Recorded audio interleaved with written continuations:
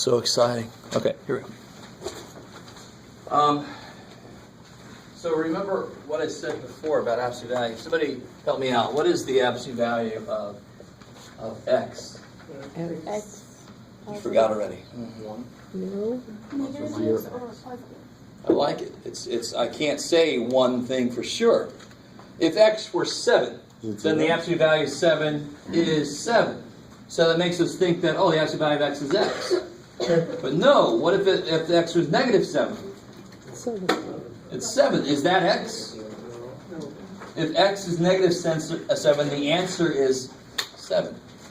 So if x is negative, the answer would be the opposite of what x is. Right? So remember, we talked about this before. Absolute value of x is x if it's at least 0. But it's the opposite of x if x is negative. So what that means is if I have an absolute value in an equation, I'm going to expect 2 cases. Right? I've got to take care of both possibilities. It could be negative, it could be positive. Right? So for example, if I had a nice simple equation, and this is section 10.2 by the way. But the absolute value of x equals 11.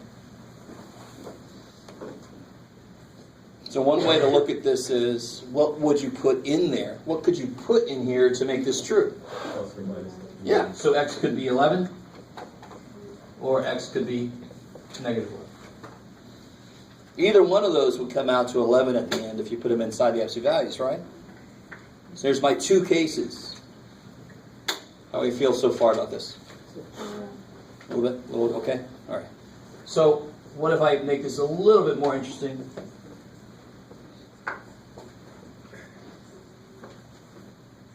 Actually, I'm sorry. Let me do this one. Take the 2 away for right now. We'll make it that more interesting in a second. Why does the absolute value always come out positive?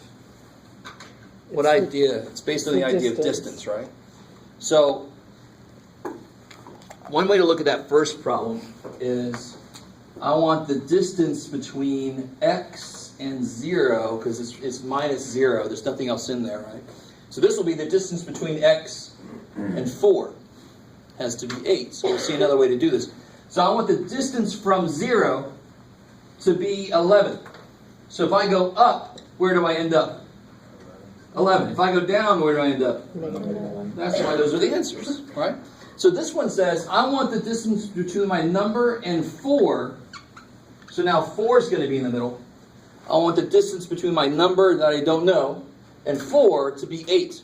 So if I go up, where do I end up? 12. Right? If I go 8 up, and then if I go 8 down, where do I end up? Negative 4. Negative 4. Now let me stop right there. You guys see that? That's visually why there's 2 answers to an absolute value equation. Now I took the 2 out, because the minute you start putting the 2 in some coefficient, what we just did becomes really difficult to do visually. Because now the distance has been doubled with minus something. It's weird, right? So we can't always make this visual and have it be easy. But let's do the algebra now and see if it checks out. What are my 2 cases going to be? This number could be 8, right? If I put an 8 in here, isn't that answer 8? Mm-hmm. Or if I replace x minus 4 with what? Negative 8? Negative 8. I'm going to keep that there. So my 2 cases are always going to be, what's in here could be replaced with that, or what's in here could be replaced with negative that, because the absolute value would take the negative away. That's where those 2 cases come from. That just basic idea of the absolute value makes everything positive. So it could have started off negative if it wanted to. It would still work out. So what do you get when you solve this one? And you get 12. The same thing we got visually. When we get over there, incredibly enough, we get negative 4. The same thing we got visually. Okay. Right? Yes, sir? If you put the x there, the 2 before the x. Like, just say, Yeah. Wouldn't you just have to add the 4 and then divide by 2? Yeah, exactly. Algebraically, it would be easy. Visually, it wouldn't be as easy. Because I'm not sure visually that 2 would be difficult to take care of, right? Okay. So this is a really good explanation as to why there's 2 cases, because there's 2 directions I can go. the distance, and that doesn't tell me which direction, so I'm going to get two possibilities. But now when I get more complicated stuff in here, I got to let go of this, but now I understand there's just two cases. That's what I do. So, for example, if I had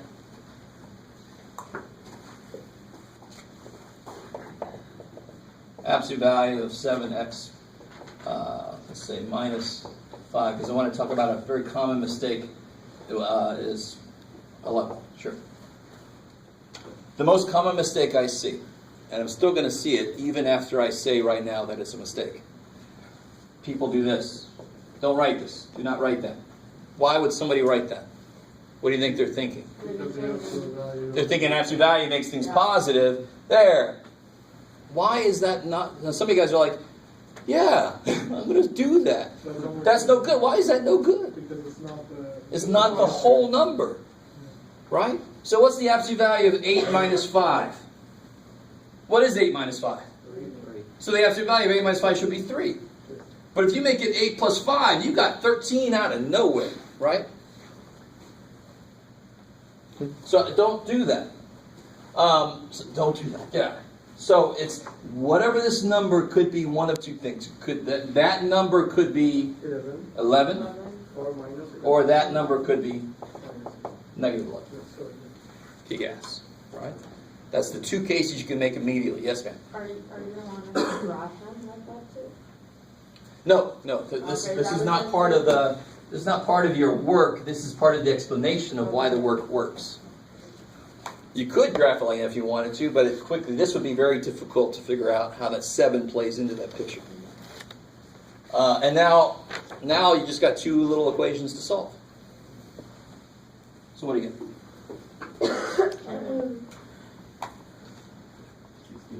Yeah. Add 5, divide by 7. Or add 5, you get negative 6, divide by 7.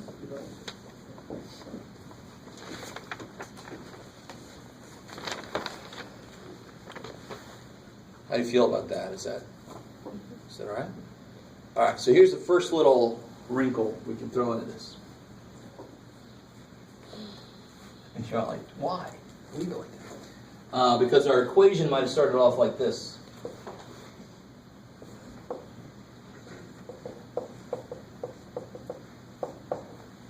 There's something kind of wrong with the form it's in. I can't do what we just did. Why? What's wrong?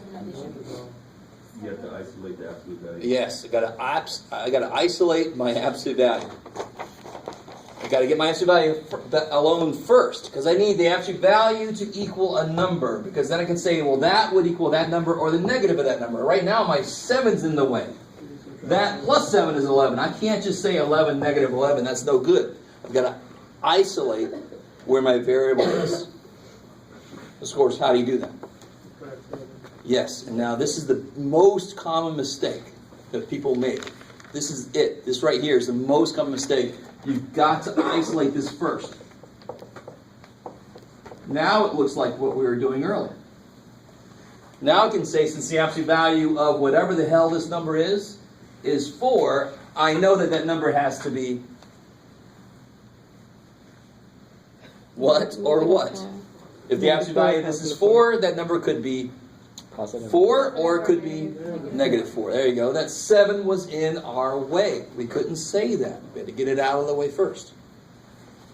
So now I can say the two cases. That number could be 4, or that number could be negative.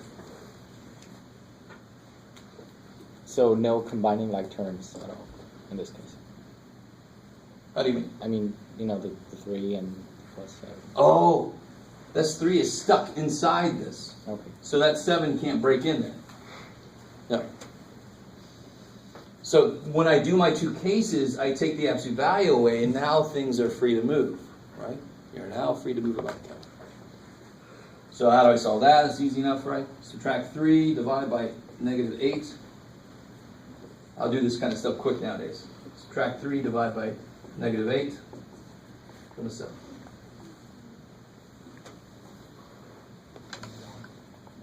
And of course, you can still check.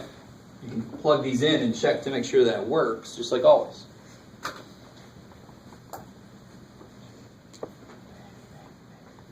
Now really, I want you to see why does this make sense? What plus 7 is 11? 4. So if I put absolute values here, I need this to be 4, so what could I put inside? 4 or negative 4. So what is inside? 3 minus 8x. So I could replace 3 minus 8x with 4 and it would work. Or I could replace 3 minus 8x with negative 4 because the absolute value would make it 4. It would make it work. Don't let it be more than that's all it is. Okay, maybe. So is there any other weirdness that can happen? Yes. There's one other weirdness that can happen. Something like this here.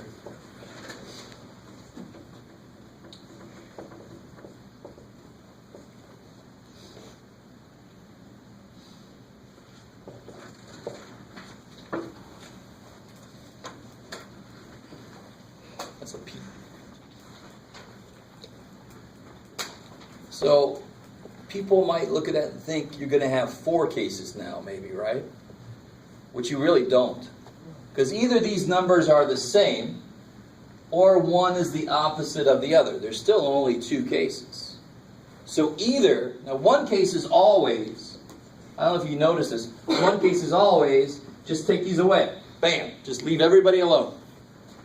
Because that's like the absolute value doesn't do anything, like it's a positive number. So one case is always, just leave everybody alone, take the absolute values away. The other case would be that equals, and here's another place where people make a mistake, that equals negative that. Do you see how it's the same thing over here? That equals that, bam, or that equals negative that. But people forget the parentheses there. Put little parenthesis dudes, right? It's got to be negative that number. You guys kind of with me here? Yes, ma'am. How'd you take the absolute value away? The way that I'm doing this first step is thinking what could be true about this number and that number. So if I told you the absolute value of something equals the absolute value of something else, they can't be just anything. If one is 4, the other one would have to be 4 or negative 4.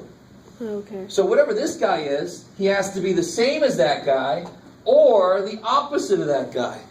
Okay. I'm so happy you asked that question because that made me put it in a nice way. Teaching math is all about how you say the idea. Sometimes it's weird. All right, hopefully that helped. Yeah, it helped. Thank you. Cool. And now you just attack it. Now you just solve it.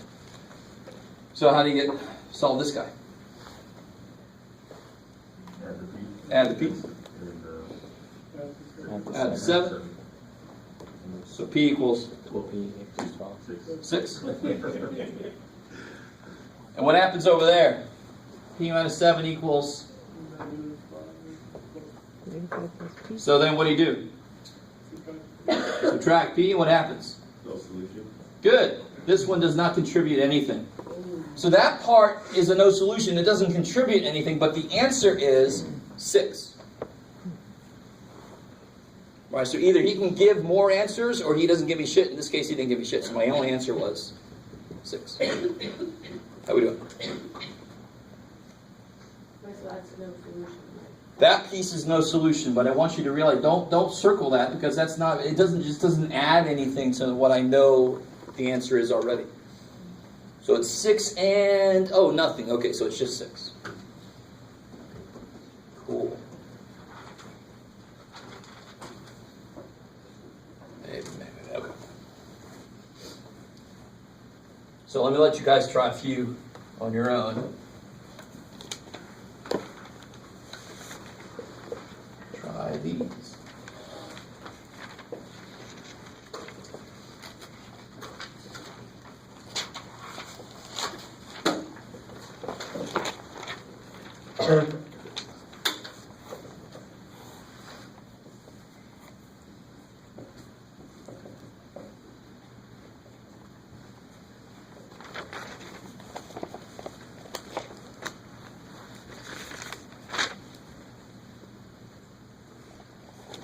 Now, you know, on the test, it'll be very easy to tell what the absolute value sums are. Up here, somebody will always tell me, that's 112. No, it's not 112. Right, it's the absolute value of 12 plus 7x, right?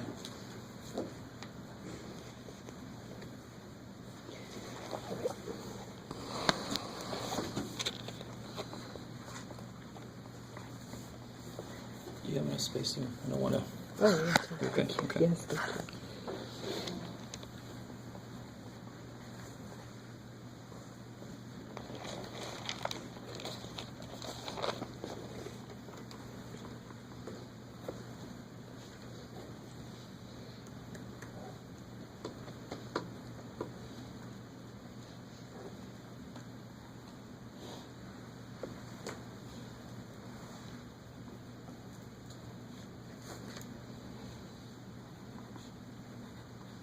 And I'll tell you this, one of these is a little tricky.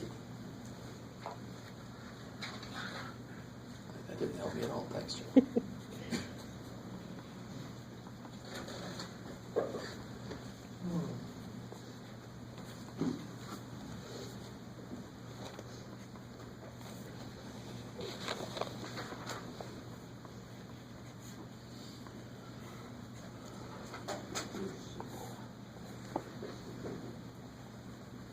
Oh, snap. And why trick?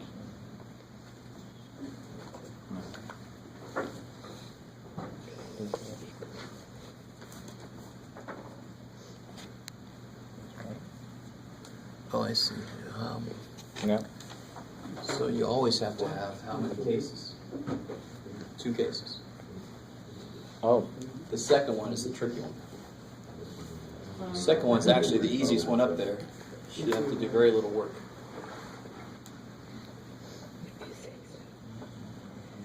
I'm not grading these, so I don't care tricking you.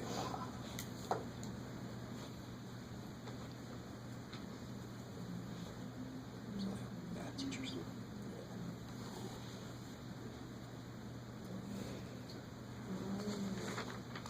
All right, so this first one, how do I, is there anything, the absolute values are already by themselves, right? So I can go ahead and do what?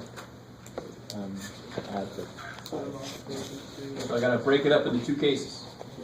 One time with 3, another time with 3. Yeah, one side is where I say the inside could be 3, or the inside could be negative. I desperately want, I mean, I could replace this with 3, and then it would be true, right? Because the absolute value of 3 is 3. So that's saying replace this with 3. Or I could replace this with negative 3, and then the absolute value of negative 3 is still 3. I mean, that's exactly why it makes sense. So this is a little weird, because from this step to this step, I didn't do any algebraic manipulation. I just applied an idea to break that up into 2 cases. And now, of course, it should be relatively easy. Subtract 2, divide by negative 5. Or subtract 2, divide by negative 5. Is that cool? You can plug it back in and check it like always, right? Now, number 2 is where something interesting happens. Yeah. You get Isolate the minus, absolute you know, value. Yeah, what's the very first thing I have to do on this? Subtract 11. Yeah, get that thing out of the way.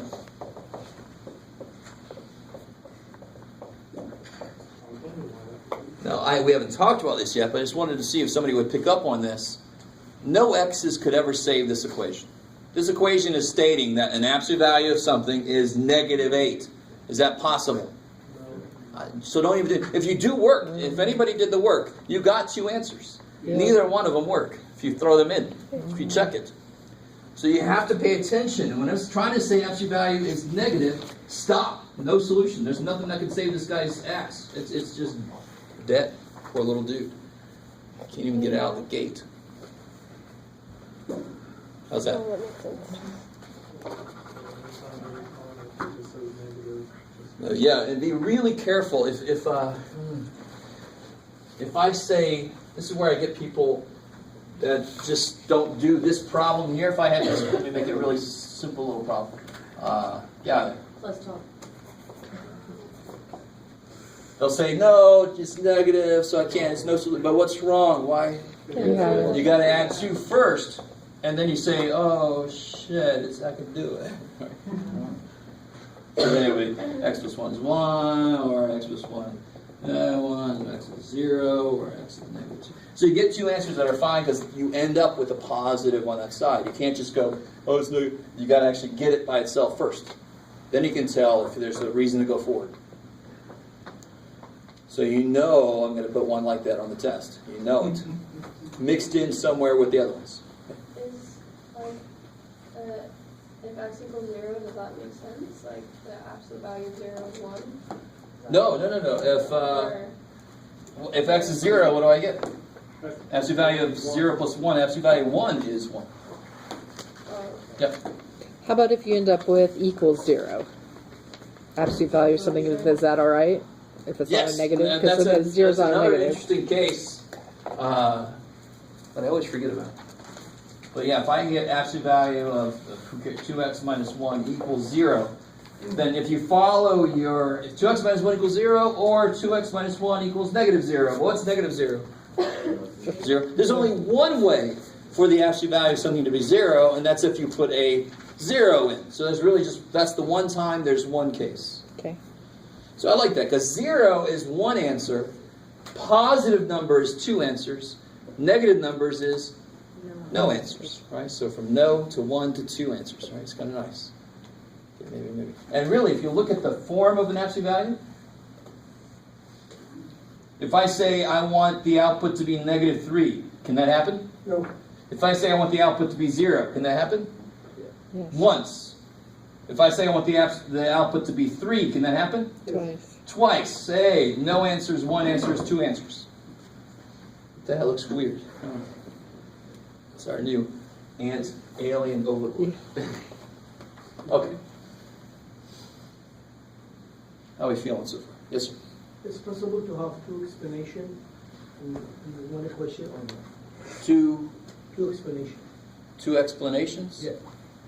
It's like x1, x plus 1, and plus x1, x plus 1 equal 1. Oh, to have two absolute values. Yeah. No. It's not impossible, but it would be beyond us.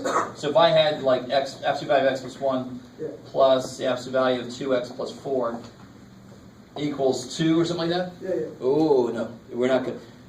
I don't know if you guys see, there's no way to isolate the absolute value then, is there? Right.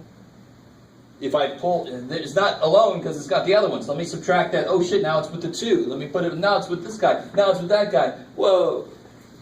This is beyond us right now. Yeah. It's beyond what we study. But it's a good question. I like that. The only one I can give you 2 with is if I give you no extra numbers, because then we can do this. That equals that, or that equals negative that, right? Is that cool?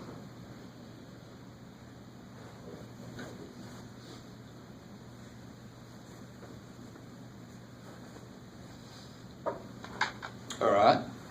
So what about, now we're going to learn how restraining orders come into math. So, This is one of my favorite things to talk about. Not restraining orders, but the math of it. We're going to talk about absolute values in inequalities.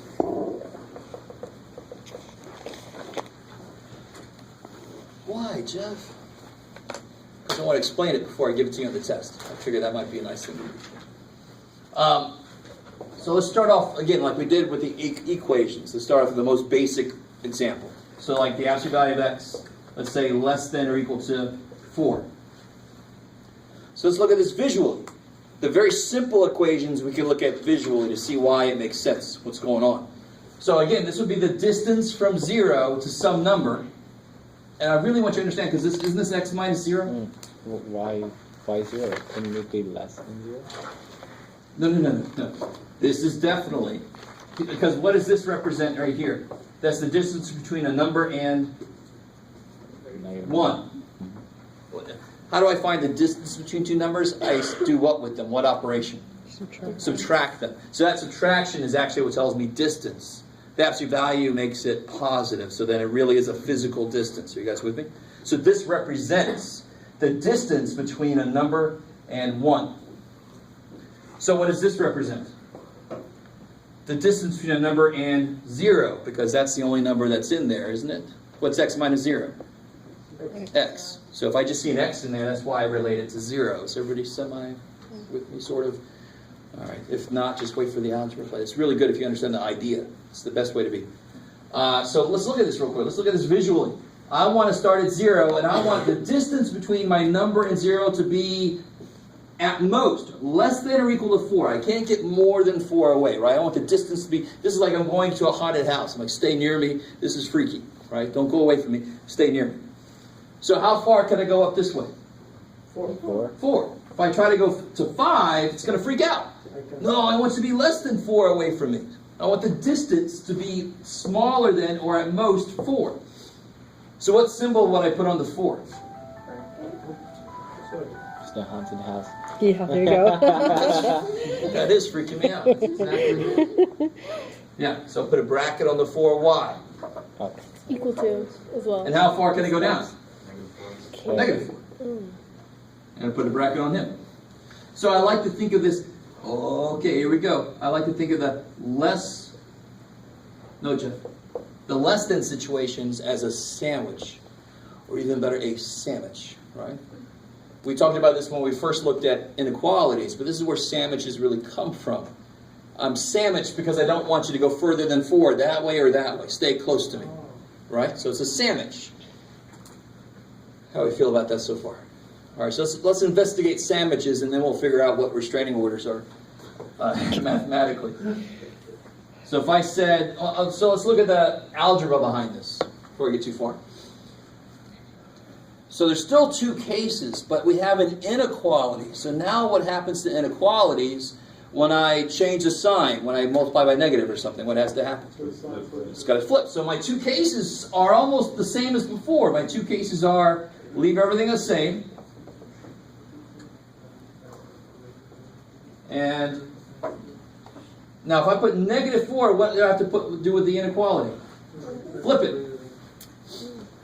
So it's got to be less than or equal to 4 and greater or equal to negative 4. So isn't that greater or equal to negative 4 and less than 4? Bang, sandwich. Sandwich. So a slightly better way to write this is my numbers can go up to 4 and down to negative 4. That's a much kind of better way. That really shows the containment, right? So the way I would read this is, my numbers are between negative 4 and 4. So is this like an intersection of mean? Sort of, yeah. But I'm not going to necessarily use that language. But yeah, this would be an intersection, right? All the numbers less than that, all the numbers greater than that, they overlap here. I like it. Cool, maybe. So let's investigate more of this sandwich. So what if I have a more complicated equation in here that I can't use a visual on?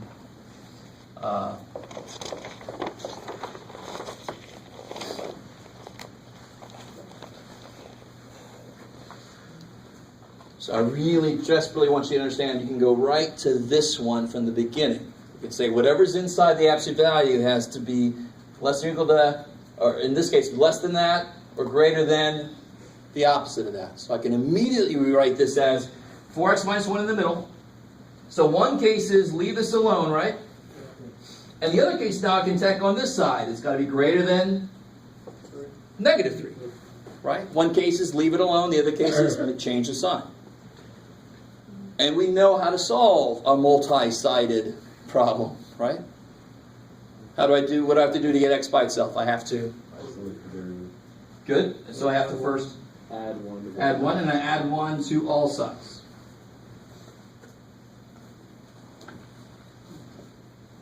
So I get negative 2 less than 4x less than 4. And then I divide by 4. So I get negative 1/2 less than x less than 1. And of course, what do you know I'm going to ask you to do? Graph it. Graph it and interval notation it, right? So if I graph this, it'll just be, what will be on the negative 1/2 and the 1? Parentheses. And then interval notation, very simple now, comes right off of that. Parentheses negative 1/2. parentheses, -1/2, up to 1, parentheses. Cool. So that would be a complete problem. What's about the first one? What sound like in the final? Sorry? In the first one? Yeah. No, the first one. First one. Okay. Yeah, what sound like? For interval. Oh, I'm sorry. So here's the picture, and then what would it look like? Interval notation, Yes. bracket, -4, up to 4, bracket. Right? It comes right off the picture now. That's why we don't use open and closed circles anymore. I want this to go along with this. So pretty much absolute values are never gonna be infinite. Like, -4. Well, be careful. We've only looked at less thans. We haven't looked at greater thans yet. I know, but like, You'll see. I know what you're asking. If it's a less than, it will be a sandwich. It'll be contained. If it's a greater than, that's what I call the restraining order. That's like saying you can't be closer to me than 5 feet. So you got to. That's a very strange restraining order. Still throw something at me, but stay the hell away from me. 5 and negative. So now it's going to have negative infinity and infinity. You'll see. Before I do that, let me give you one of these to try on your own, and then we'll talk about the other case. So do this.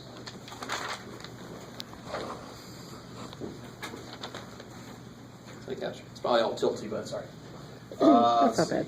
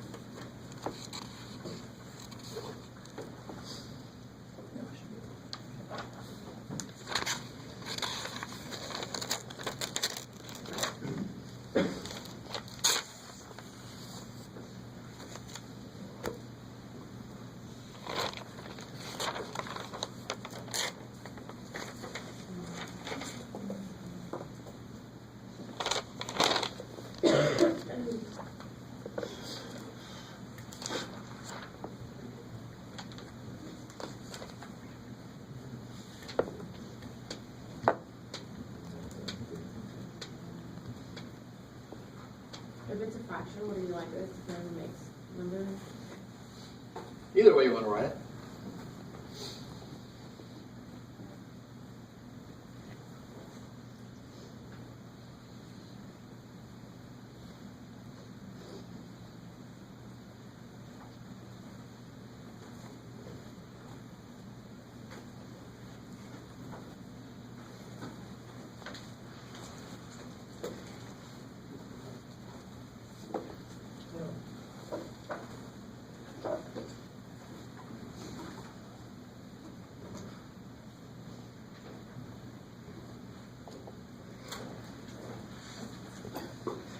Come up with one nice number and one ugly number for fraction, for little fractions. I did something wrong.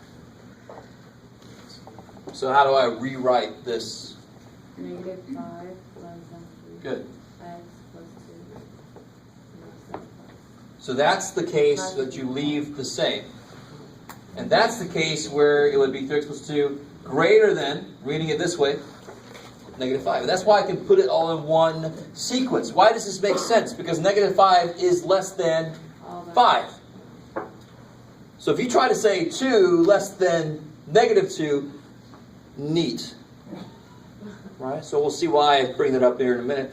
It won't work that way. So now it should be the easy part. Right? So how do I... -2. Yeah, subtract 2 everywhere. -7 less than 3x less than 3. And you can see now I'm going to get my one nice answer. -7/3 plus unit x less than or equal to 1. Alright, so sandwiches are nice. -7/3 to 1. What symbols? Brackets. And then interval notation comes right off of that. By the way, very quickly, remember it's always got to be smallest to biggest. So just take a real quick second and make sure that makes sense. Smallest, comma, biggest. Right? Some guys think I'm talking about you, but several of you had problems like that. All right, so what the hell does the other case look like? Yes, sir. Yeah. Totally does. I like it. So I want you to understand. So 3x plus 2 less or equal to 5. That's leaving everything the same, right? Okay. Now, the other case would be 3x plus 2, and if I make that negative 5, I have to flip the sign. You with me? So if 3x plus 2 is greater than negative 5 is less than 3. So there's the second case. There's the first case. Leave everything alone. There's the second case. Change the sign and flip it. And that's why I can write it in a compact form. I can write it as a sandwich. You could do these. It's a little and in the middle. You could do separately. That's no problem, really. But it's just, I really want you to kind of lean towards this way. It's just a little more efficient, compact. Right? So for the other ones, we're gonna have to ask. Let's see what the other one looks like. Let's investigate it the same way we did this one. We'll start with whether the absolute value of x is greater than 2. So I want the distance between a number and 0 to be at least or almost 2. More than 2. Right? So I have to be more than 2 away from 0. So what's the closest I can get to 0 from this direction? 2. Stop. Stop. Right? Stop. Sorry. And then what's the closest I get to it from this direction? Negative 2.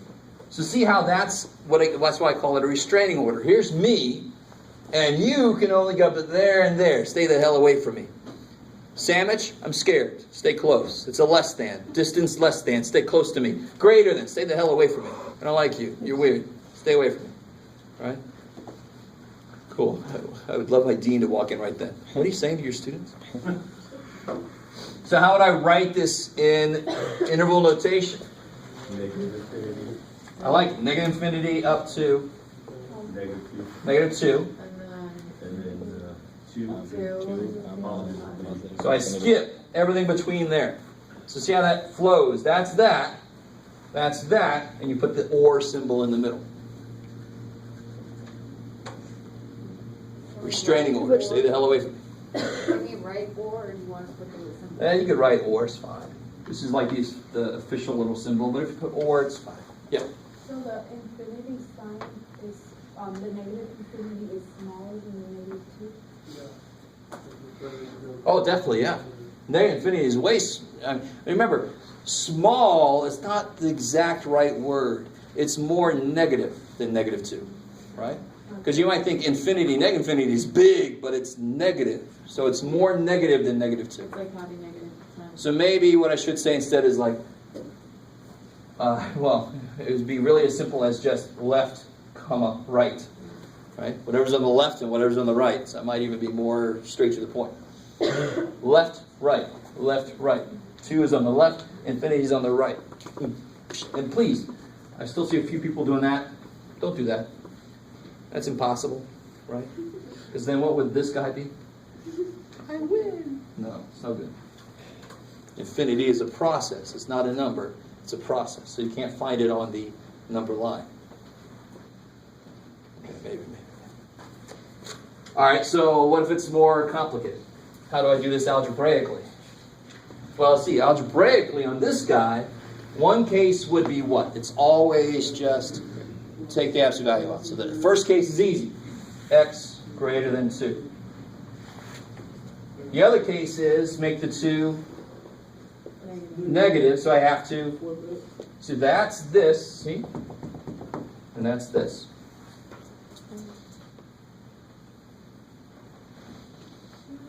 And I can't say and, it's got to be or because these are separate. The sandwich is the one that's together. This is 2 separate things. That's why it's an or in the middle. So, you guys try this.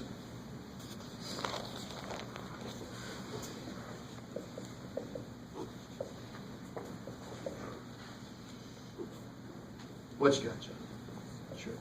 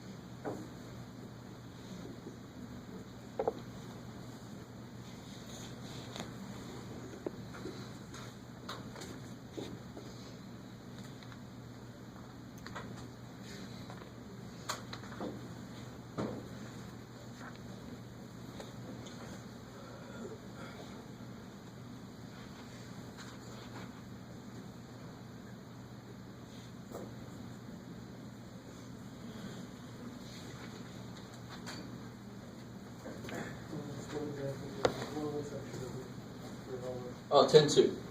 Yeah. All of this is in 10-2. Why wouldn't it be and? Hmm? Why wouldn't it be and? Because are there any numbers that are here and here? No, they're separate, right? So, to be honest, if I said x less than 7 and x greater than negative 7, this works because I can have numbers less than 7, greater than negative 7. So where are the ones that are both? These. So that's why it's a sandwich. There's going to be both this and that. And there are some that do that, aren't there? But if I had x less than negative 7 and x greater than 7, are there any numbers that do both? No, there's no numbers that do both. 8 isn't greater than 7 and less than. There's no numbers that are greater than 7 and less than negative. So you can never use the word and with that situation. It has to be or, because they're separate. They don't overlap. Yeah.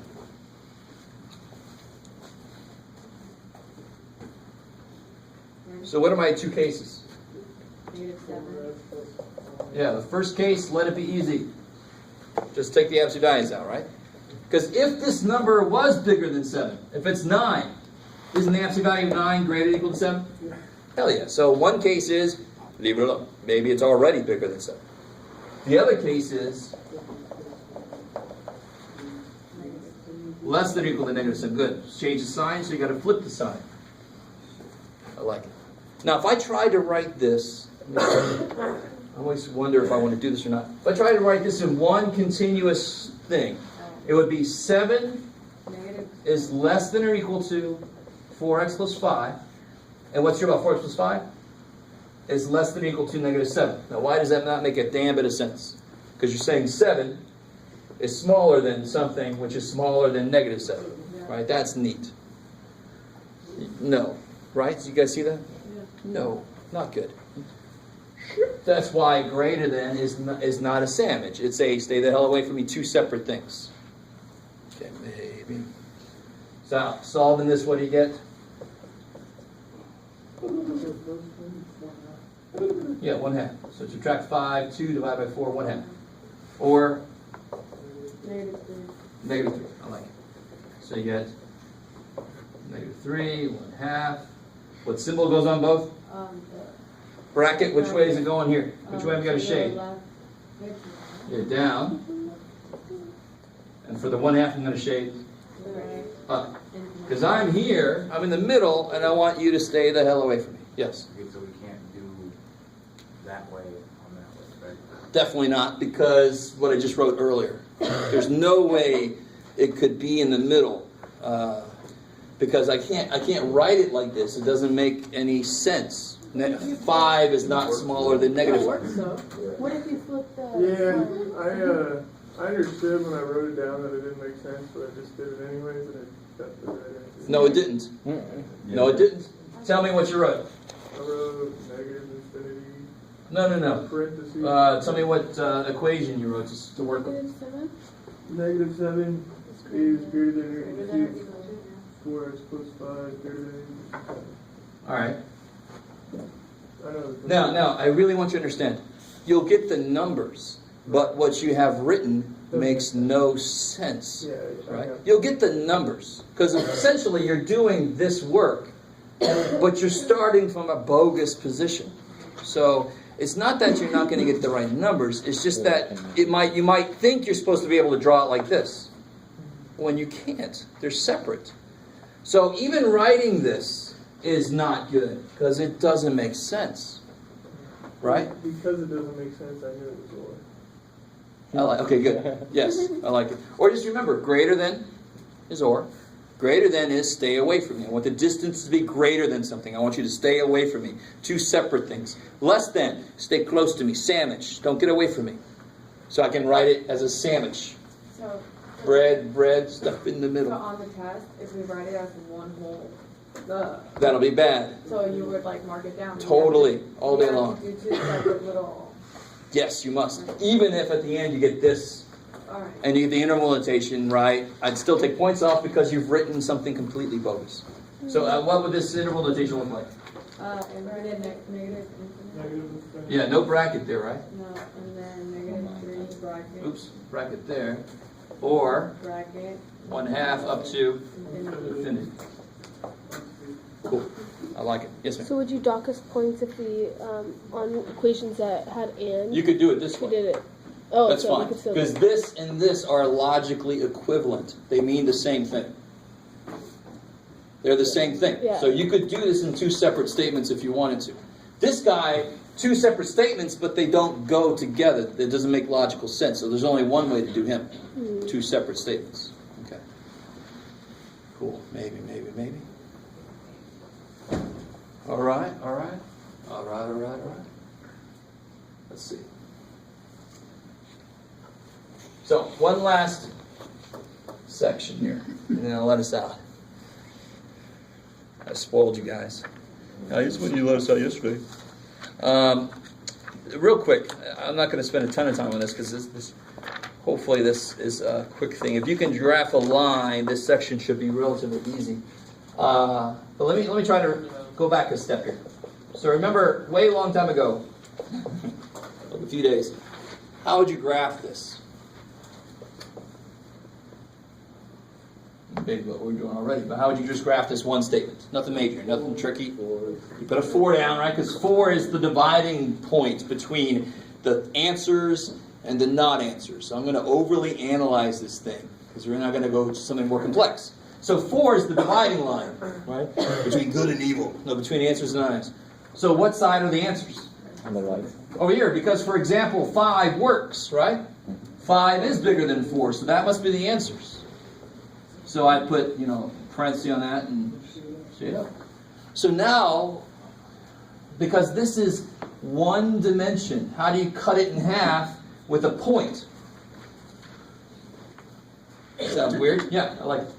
So what if I have now 2 dimensions?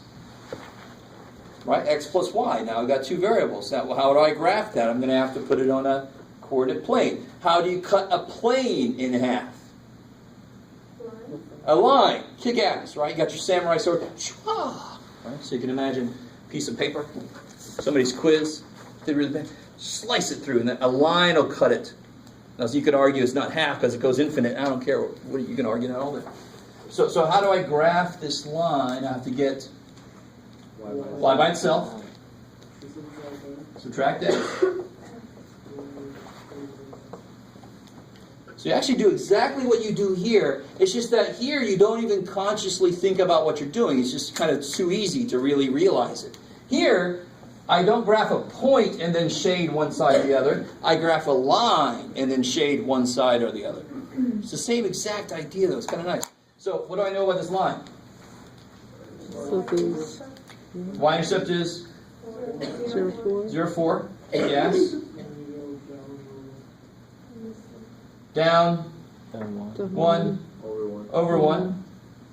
Now, if it's greater than, do I want to include the line itself? Like, for example, here, you would have put an open circle in this back in the day, right? You wouldn't have shaded it in. It would be not included. So I don't want to make a solid line.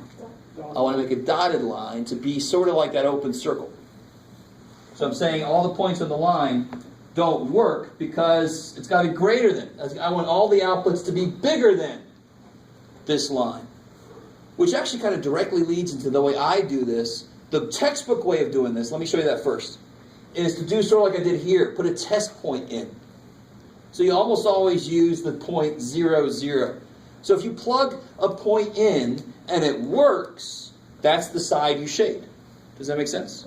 Because either it's all answers on that side or it's no answers on that side. Right? There can't be one little answer going, I'm over here. No. This is the dividing line. Good and evil. Right? So if I put 0, 0 in, is 0 plus 0 greater than 4? So this is what we call a test point. No, that's away from 0 plus 0 is not bigger than 4. So that's not an answer. So I don't want to shade this way. I want to shade that way. Now the way I do this is I want all the y's bigger than this line. Here's the line. Where are the y's bigger? Up. So I just shade up. I don't even use a test point. That was a little weird because the steeper this gets, the less clear it is what up and down is, right? So a test point is not a bad way to go. It's very quick. But I just always kind of do, it's greater than I shade up. If it was less than, I would shade down. So here, you guys try this one problem out and then we'll head out.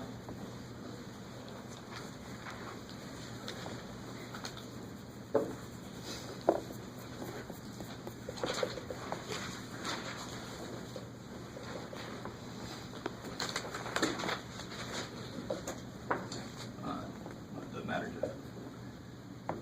You can do it. You can do it.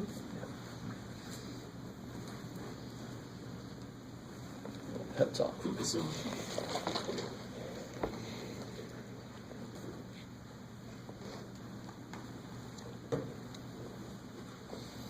So do we graph this? Graph, same way, yeah.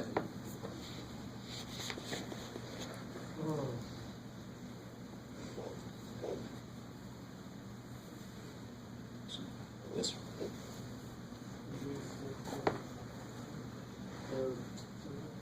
What's up? You only flip the inequality if you multiply or divide by negative, yeah.